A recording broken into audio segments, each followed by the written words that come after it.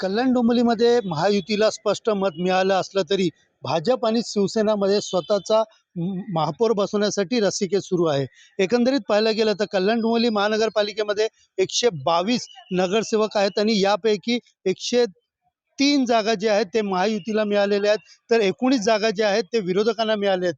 एकंदरीत या सगळं गणित पाहता या ठिकाणी 50 जे नगरसेवक आहेत ते भाजपचे आहेत, 53 नगरसेवक जे आहेत ते शिवसेना एकनाथ शिंदे या पक्षाचे आहेत. एकंदरीत दोन्ही पक्षाचं पाहिलं तर भाजपला 12 नगरसेवकाची आवश्यकता आहे, तर एकनाथ शिंदे यांच्या शिवसेनेला 9 नगरसेवकांची आवश्यकता आहे. त्यामुळे इतर पक्षातील काही नगरसेवक आपल्यामध्ये घेण्याचं काम या ठिकाणी सुरू आहे. सध्या तरी पाहिलं तर कल्याण डोंबिवलीमध्ये ठाकरे गटाचे 3 नगरसेवक जे आहेत ते एकनाथ शिंदे यांच्या संपर्कात आहेत आणि त्याचबरोबर मनसे देखील यांना पाठिंबा देणार असल्याचं सांगितलं जात आहे. तर एकंदरीत पाहिलं तर शिवसेना एकनाथ शिंदे यांचं गणित या ठिकाणी पूर्ण होत आहेत. तर दुसरीकडे पाहायला गेलं तर भाजप या ठिकाणी सायलेंट भूमिकेवरती आहेत. अजूनपर्यंत भाजपची भूमिका या ठिकाणी आली नाही. यामुळे येणाऱ्या काळामध्ये नेमकं कोणाचा महापौर बसतो, महायुतीमध्ये पुन्हा एकदा महापौर बसवण्यासाठी भाजप व शिवसेना एकत्र येऊन महायुतीमध्ये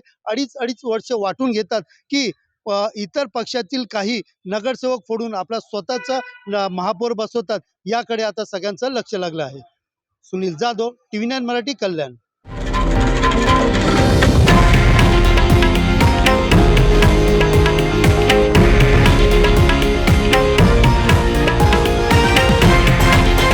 हे आहे देशातील नंबर 1 न्यूज नेटवर्क आणि आपण पाहत आहात TV9 मराठी, एकमेव.